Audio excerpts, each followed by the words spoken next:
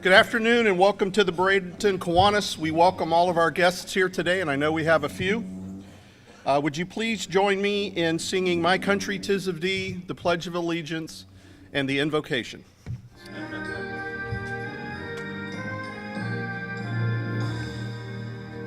My country 'tis of thee, sweet land of liberty, of thee I sing.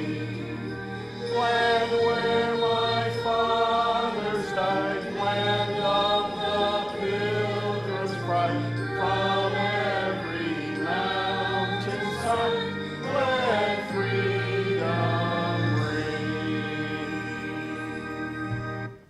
I pledge allegiance to the flag of the United States of America and to the republic for which it stands, one nation, under God, indivisible, with liberty and justice for all. Andy? Dear Lord Jesus, I thank you all for bringing us here today. Let's all be mindful of the many blessings that we have upon the community. This is the Kiwanis Club, and this is drugs and service. My prayer. Amen. Thank you, Andy. And we'll be back in a few minutes. Go get some extra sandwiches and grub, and we'll see you in 15 minutes. Welcome back. Hope everybody enjoyed their lunch. This time I'm going to call up Mac Aldridge, our secretary, to introduce our guests. It's great to be in Bradenton, in Manatee County in general, but Bradenton specifically. So thank you all for coming out today. First of all, I wanted to see if you noticed anything. We've had a few new additions to our room. Thank you, Janine, for appropriating a screen for us. Janine, thank you. And we have a new backdrop that we'll be utilizing in a couple different places. And for our presenters, we've got a new pointer. Thanks to who? And slide progressive thing, remote from Ed Cleveland. So thank you. We also have a couple of guests today, so we want to give them a warm Kiwanian welcome. First of all, Nelly Nelson. If you'll please stand and be recognized. All right, Nelly. She is with IFAS, is that correct? Okay, very good. And Ellen Sanders. Where's Ellen? Ellen. Hey, Ellen. She is the wife of Bill Sanders, and Bill is a relatively new member, and so he brought her to see what all is going on here. All right. What's that? Okay, yeah. Well, you know, sometimes there is that. Okay, so last week I had a little game about the slideshow, and I want to recognize my two $100,000 grand winners. Bill Edwards was one of them, got the right answer, and I think it was Ed. Okay, and Ed. Ed got it was the golden rule was left off. Out of the 6 objects of Kiwanis, the golden rule was left off. This time I want to ask a question about anyone who was not in attendance at the district convention. So sorry, Dan. Who is the new Florida Kiwanis governor? If you could raise your hand if you know the answer. It's been up there several times playing. Only one person? Okay. All right, Bill? No, sir. Good guess, though. Second vice president. Oh, Okay. So I'll ask it again next week. Now you know what to look for. Thank you, Mac. At this time, I'd like to call up Brenda Rogers, who is going to introduce our guest speaker today. I'm really happy to be here today to be with you and to introduce one of my good friends and colleagues. Dr. Stephen Fudge is a 4th-generation Floridian raised in Dade City. He's been an extension agent for 33 years, of which The last 28 have been in service as the multi-county extension agent located at the UF Citrus Research Education Center in Lake Alfred. He earned his PhD at the University of Florida and also holds an MBA. His extension position is responsible for conducting citrus educational programs and providing citrus growers assistance in 4 counties, which include DeSoto, Hardee, Manatee, and Sarasota. These counties represent about 27% of citrus production in our state. In addition to the citrus extension programs for local growers, his activities are also directed towards weed control studies, pesticide licensing classes, agricultural safety programs, and worker protection standards. All of these trainings are part of agriculture in Florida. During his extension career, he's also authored or co-authored more than 485 articles or research findings. And these articles appear in many trade magazines, professional meeting proceedings. He observed citrus in many regions of the world, and that includes Argentina, Australia, Egypt, Cuba, Nicaragua, South Africa, lots of places around the world. He's currently serving as the interim county extension director in DeSoto County. He has also served as the primary investigator or co-investigator on many grants and projects that address citrus problems throughout our state. And he's going to come and give you an update on what's going on in the citrus world in Florida. And please welcome my friend, Steve Fudge.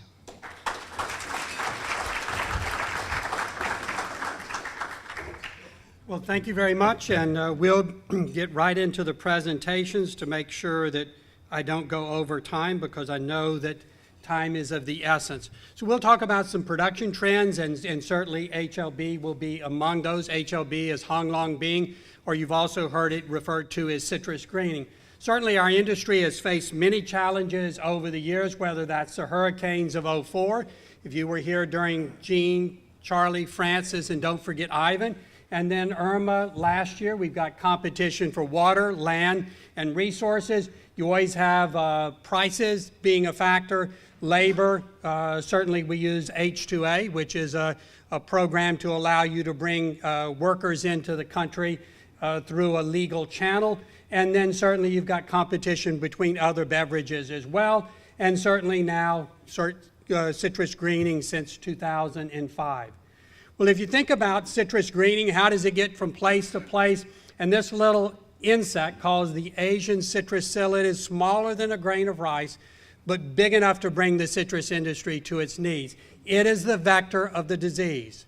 Think about malaria and mosquitoes. We've all heard about how if you have malaria, mosquito feeds on you, it acquires the bacteria.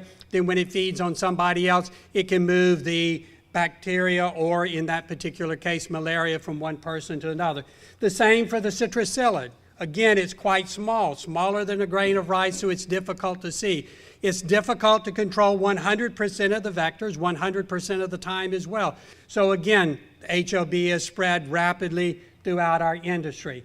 If you go back in time, just back to prior to HLB being discovered in Florida, back to 2004, we were at around, by citrus acreage, we were about 850,000 acres. Today, we're at about 400 to 450,000 acres. So we've lost half of the acreage within the state of Florida. That's not all caused by HLB, but certainly a primary factor of the decline of the industry is HLB. Yes, you've had urbanization. You've had land prices go up, you've had other factors, citrus canker, and some other things that have led to part of this decline, but the major reason for the decline is certainly HLB, or citrus greening. In citrus production, we were at about 250 million boxes per year of total citrus, and today we're at 46 million. That's an 80% decline in a matter of about 10 to 12 years. Now you may say it doesn't bother me. I don't drink orange juice, but it has a huge economic factor on your local community. Just go down south of town, and you'll see one of the world's largest citrus processing plants, Tropicana. They have the facility here as well as one in Fort Pierce. Do you think if we've gone from 250 million to 46 million, are they operating as efficiently as they used to? Absolutely not, because it's simply a throughput. It's cost per unit of good that you're producing. So we've lost 82% of our production. during that time period as well. Not only as we've lost yield in total, but think about the boxes per tree. Prior to HLB, for our early oranges, we were at somewhere around 3.5 boxes per tree. Today, we're at 2 boxes per tree. So those trees that we still have in the ground are about 60% as efficient in their production as they were before. So that's early oranges. Valencia's always produced a little bit less, around 2.5 boxes per tree. And today, they're down at 1.5 boxes per tree. Again, fewer boxes per tree ultimately will yield fewer boxes per acre, which yields less boxes for the processing plants to run. So it's a huge downward trend, both in acres as well as in yield. During that same period of time, if you go back to 2004, prior to HLB being found, we were at somewhere around $1,200, $1,300 per acre. Today, our production costs exceed $2,200 per acre. So not only now do we have fewer acres, fewer boxes per tree, fewer boxes per acre, and your price to produce that has more than doubled. So the grower, no pun intended, is being squeezed between declining yield and increasing prices. And you may say, well, but what is that cost per box? At that particular time, we were at around $3 per box in production cost. Today, we're at about $9.50 in production cost, because the fewer boxes that you produce divided by the dollars is going to certainly change that. So again, the grower is facing increasing prices to produce that commodity as well, during the same time decreasing yield. You may say, well, that's just the grower. Let's not worry about it. It's just the grower. But if you think about the processing plants that we had during that same time, you go back into the early 2000 time period. In that particular case, we were at 106 fresh fruit packing houses. Today, we're at 26. So we've lost, again, 75% of the packing houses.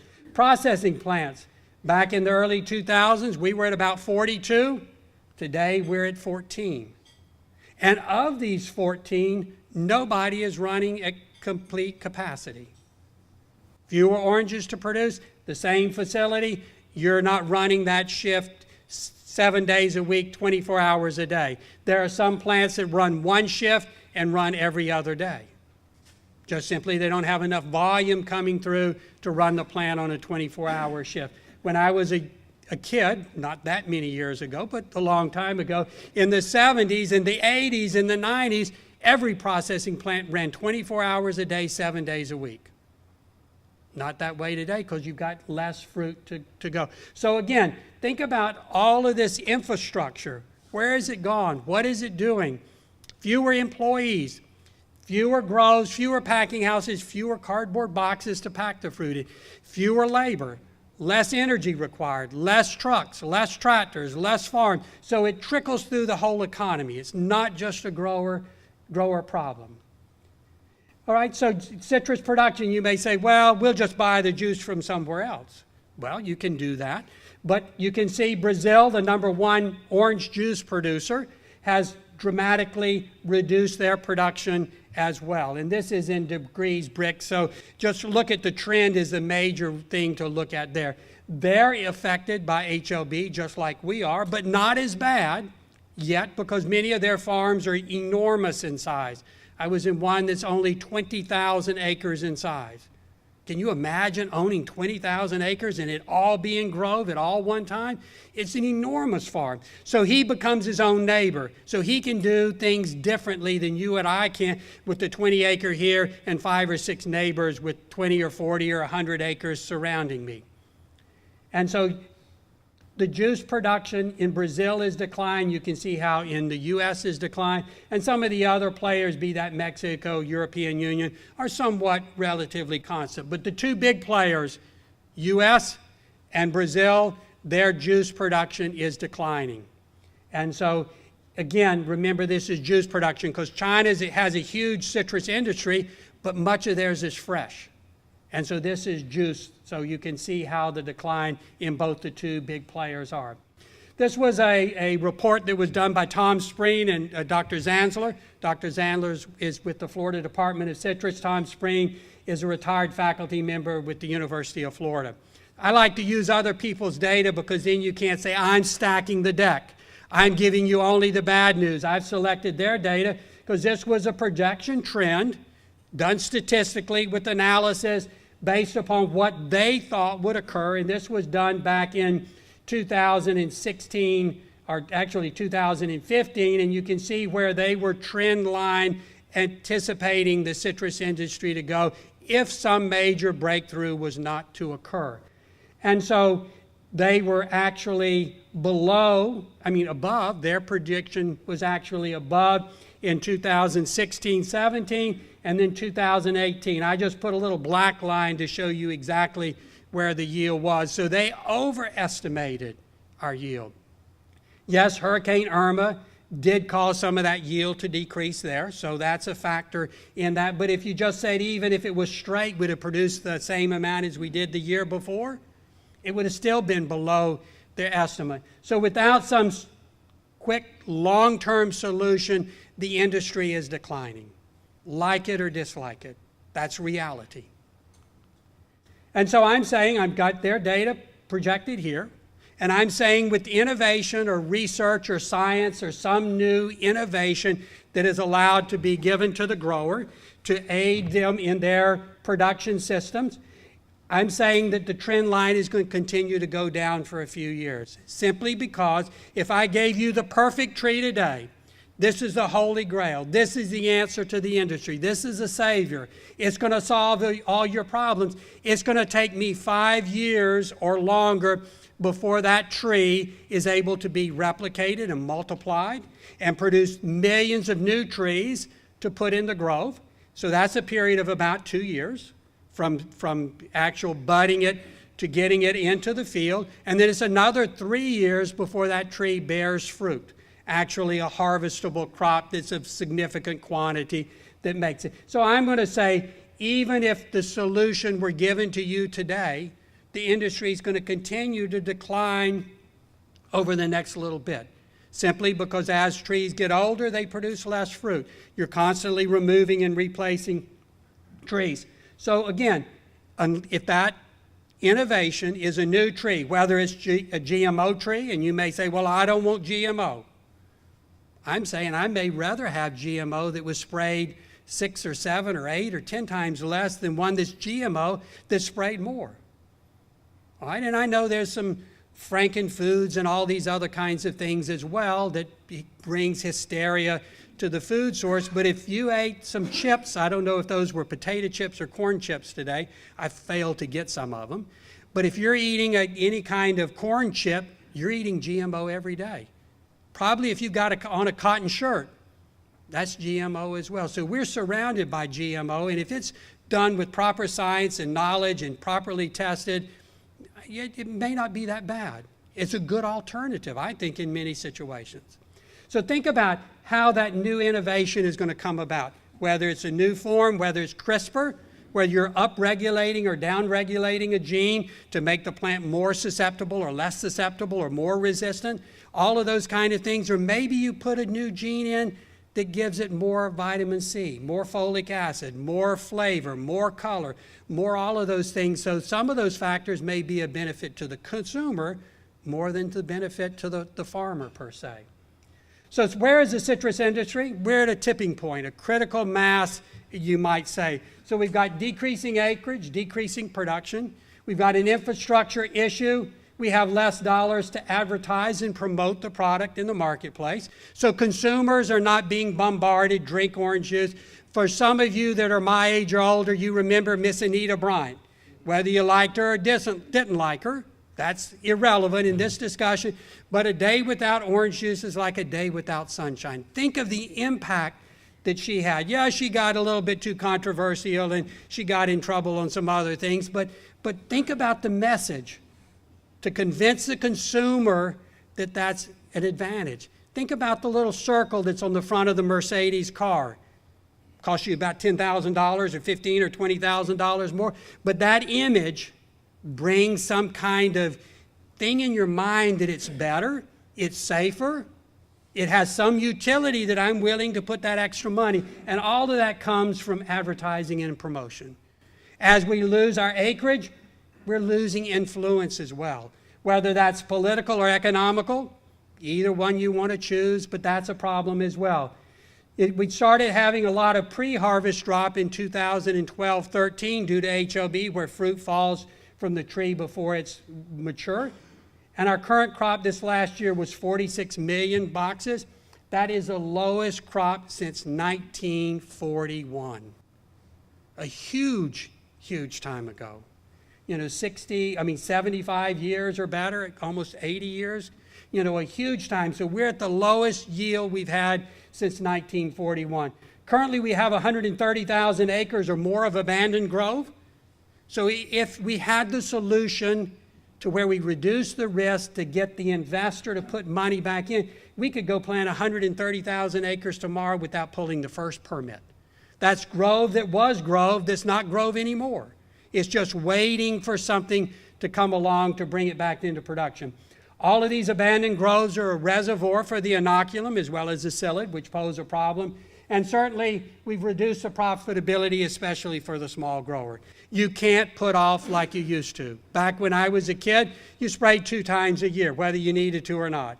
Today, 10, 12 times in many cases, trying to keep the psyllid at low number, or other nutritional sprays as well to try to alleviate the problem that the bacteria is causing. So small growers are exiting the industry, and that's a trend we see in many agricultural crops, where the bigger getting bigger and the smaller are disappearing. So HLB was first discovered in Florida in 2005, and then the vector for the disease was found in 1998 in Florida. So neither one of these are endemic diseases that have been here for forever and ever. Somehow or another they got here. Whether somebody brought it in their suitcase, or whether somebody put some plant material in their pocket and brought in. I've been to 40 plus countries on 6 continents, and I have yet to have my bag open coming into the U.S. And I checked, yes, I've been on a farm. They say, did you touch a livestock animal? No. Thank you, go ahead. Oh, it looks like the x-ray shows you've got coconuts in your suitcase. They're not coconuts. Okay, go ahead. And they weren't coconuts, so don't worry about that. I'm not foolish enough to bring something illegal into the country. But again, you travel internationally from time to time, and you know you can't back that line up too long because people miss their flight, people get upset, the airlines get upset. And so, again, it got here. How it got here, it really doesn't matter. It's now here. So virtually all groves have HLB-infected trees, and many groves are nearing 100% of those trees in the grove are positive for the disease. That HLB is going to impact the tree by declining tree health. It debilitates the tree over time. You lose both the shoots and the roots, the vegetative part above ground as well as the roots below ground. Those trees that are infected have lower yield, they have smaller fruit, and then the quality of the fruit is not as good as it used to be either. So it has a huge impact on the quality, the quantity, and ultimately the returns that the grower gets. Some of the symptoms that we see the twig diebacks in the tree. You'll get the fruit having an irregular color where it's more yellow on the top, green on the bottom. You cut it open, the seeds are aborted, and the central core is curved, the fruit is lopsided. You'll see some more nutritional deficiencies as well within those trees. So what can the Florida citrus grower do? Any option is always one of the options of do nothing. I don't have to do anything. There's no mandate. There's no government saying that you must do the following practices. This is a free country. All right? And if you don't believe it, well, believe it. It's a free country. All right? And if you don't, you'll get a Twitter message later on. So don't worry about that either. All right, so think about do nothing as an option. You can thermotherapy. You can heat the tree. Actually put a canopy over it, heat it up for a short period of time to reduce the bacteria in the tree. But the dilemma there is you don't get rid of it in the roots. So it quickly comes back up from the roots in a matter of a year or so. All right, you could consider newer rootstocks and varieties. There are some that are done by the UF, University of Florida Rootstocks, UFR. and then there is the USDA has the US series that are showing some less susceptibility. They still get the disease, but they don't decline as bad. There's the Sugar Bell, which is like a tangerine that doesn't decline as bad. And then there's an OLL series, orally late series, and some others that, again, they're not the ultimate solution, but they're a sort of a step in the right direction. You can apply antibiotics. There are foliar sprays that you can use to help suppress the bacteria within the tree. Those same antibiotic materials are used in many other agricultural crops, peaches, apples, plums, and those kind of things. You can minimize plant stresses either by applying more nutrition in smaller doses. We're not telling you to over-fertilize, but constantly give a smaller dose of those nutritional materials to the plant. You can use slow-release fertilizers, making sure that there's a constant feed of food for that plant. You can apply some higher rates of some of the minor elements, and then you can avoid moisture stress. Again, the same amount of water applied smaller doses more frequently to minimize the stresses. So the economic impact of this is huge to the Florida citrus to the state of Florida as well as the industry. Florida citrus has a $10 billion impact on Florida economy every year. Florida may lose, and I probably should have changed that, Florida has already probably lost 20,000 jobs and $2 billion impact as the crop has fallen from our large crops down to the lower one. Over the last 10 years, and I couldn't find a news report that gave me a better date and a more recent date, but by the January of 2016, about $176 million had been spent on HLB research. Of that, $71 million was from the Florida grower. Since the time in 2016 to the present, there's probably been another $300 million, maybe $350 million spent trying to come up with solutions for the disease. Whether that's affecting the psyllid, the vector, whether that's affecting the disease within the plant, or whether that's trying to come up with a plant that is more resistant to the disease as well. So now I will let you be the determining factor whether the sun is rising or setting on the citrus industry. Is it rising with new science and research and data that help support the industry to come up with the solution, or is the trend just going down and non-stoppable? I know whether this is a rising sun or setting sun, because if I'm at the beach, either coast, at sunrise or sunset, I'm there to watch it rise or set. So I'll let you be the judge whether this is rising or setting on the Florida citrus industry now. And I think I finished within my allotted time. Any questions? Yes, ma'am, in the back. I have two questions. First, in 1941, what caused that low production? My second question is there also research being done on what might find this HLB virus ability to eat kind of like ladybugs and aphids? Okay, let me repeat your two questions. The first question was, why were we at 40, whatever the number, million, 41 million, or no, 46 million back in 1941? I wasn't here, so I can't answer that. But certainly with the advent of frozen concentrated orange juice as a result after World War II, we had a new product that met the consumer demand. And so with promotion and advertising, people started drinking a lot more orange juice. And so I think the growth in the industry, a lot of that resulted from FCOJ, or frozen concentrated orange juice. There are studies being conducted for your second part of the question. Are we looking at biocontrol for the psyllid? And yes, there are Tamarixia radiata, which is a biological control of a small wasp that feeds on the psyllid. The problem is that you get ebbs and flows within the cycle. And as you reduce their numbers, the predator numbers decrease as well. And then the psyllid comes back, and then the predators come back. So when you're trying to control 100% of the vector 100% of the time, biological control is not as effective as where you're trying to suppress the population. So yes, there's a lot of research. The Division of Plant Industry will actually provide to homeowners or growers free of charge a small vial of the wasp that you can release within your area to help with biological control. And their facility, one of the facilities is in Dundee, and I think they have another facility up in Gainesville. Another question, yes, sir.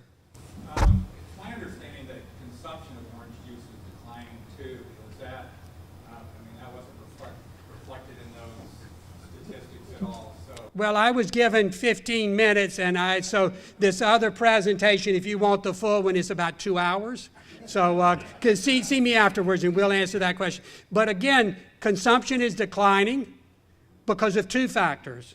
Price. As price goes up, consumers generally consume less of it, except lottery tickets, I think. But in most cases, when price is increasing, consumption decreasing. The other factor is we have less dollars to promote the product, so you're not being constantly reminded about the nutritional benefits. And then you have some of the TV programs. I don't watch them because it's during work hours. So I have been told Dr. Oz and some of the others talk about the negative effects of sugar, and you should not drink orange juice because it has a lot of sugar in it. But they fail to tell you you should drink orange juice because it has folic acid, it has vitamins, and it has many other things in there as well. And if you compare a can of Coca-Cola or Pepsi-Cola or one of the cola products, I guess I should say, not a brand, in that particular case, there's about 14 teaspoons of sugar in that compared to sugar in orange juice, the same amount would be about 11 or 12. So we have less, but it's still a good bit of sugar in the orange juice. But there are other benefits as well. I think you had a question here first. Yes, sir. This lady back here wanted to know why it was at a certain level in 1941. I think what it was, that's the height it ever got. That's where it was. That's where it was. 1940. I remember it well. Okay, well, I'm glad you do. I can't say, since I was born in 53, I don't remember it well. I think the University of Florida is putting forth a maximum effort to try to find the answer. It's not just University of Florida. I'm actually on a grant with University, Washington State University, way out there in the far part of the U.S. where they have a really neat lab that is trying to culture the bacteria, because we can't culture the bacteria yet. And if you can't culture the bacteria, it makes it much more difficult to find a solution. So there's people from Washington State University to the universities in Sao Paulo, Brazil, to in France, all over the world working on this. It's not just University of Florida. While I always promote the University of Florida as the University of Florida, there's some other places, but we won't go there. But it's a worldwide problem, and there are researchers all over the country trying to find a solution to help save the industry. Yes, sir. I had a good friend of mine. He was one of the Lights brothers pilots. After World War II. He flew them for years and years and over. He was a Brooksville boy, Hernando County, and over a period of time, he accumulated 300 or 400 acres of grove himself. Right. But last time I was with him, he said he was letting them go, he was cutting them all down. Well, it's all economics. It's all, you've got... Cost him $100,000 a year, he's losing $100,000. You've got to make a profit to stay in the business. And if you go back to the Likes brothers, the processing plant they had in Dade City back in the 1950s was the world's largest citrusing plant. Absolutely. I grew up in Dade City, so I found the postcard the other day when I was cleaning up Mom's estate in the house, and it had Pasco Packing, the world's largest citrus processing plant. It was even on the bottom of the checks for Bank of Pasco County. Another note. Better go on. Yes, sir. Is the algae bloom in Lake Okeechobee related to runoff from agriculture from fertilizers and pesticides?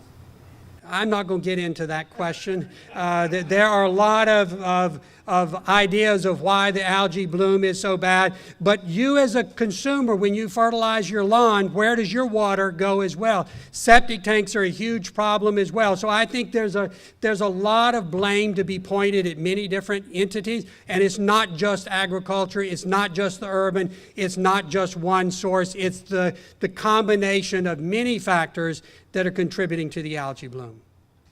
Yes, sir. Is there an alternative ag product that citrus farmers can go to in lieu of citrus? There are some alternative crops. There's blueberries. A number of people have planted blueberries.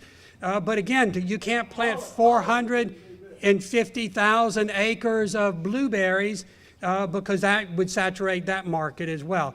There are some people that have planted peaches. There's some dilemmas with peaches. If you don't get enough cold weather, you don't get enough fruit set. There are other crops, persimmons, pomegranates, some other things. Olives haven't been proven yet. There are a few people doing that. Some people are even suggesting macadamias and some other things, but there's no crop that we can just move the 450,000 acres of citrus to another commodity real quick, because you got to build a market, the infrastructure, and all those kind of things. All right, thank you very much. Stay right here. Steve, I want to thank you for that enlightening presentation, because it does affect everybody in Florida, especially here in Manatee County with Tropicana. It is a tradition of the Bradenton Kiwanis Club to give you our Kiwanis Golden Rule to help you measure the future success of your position at the state agriculture and with citrus greening. Thank you All very right, much. thank you very much. One last round for Steve. Very interesting. All right, there are no further announcements for today. I'm glad you're all here. Thank you for coming, especially our guests, and we hope to see you next week. Have a great afternoon.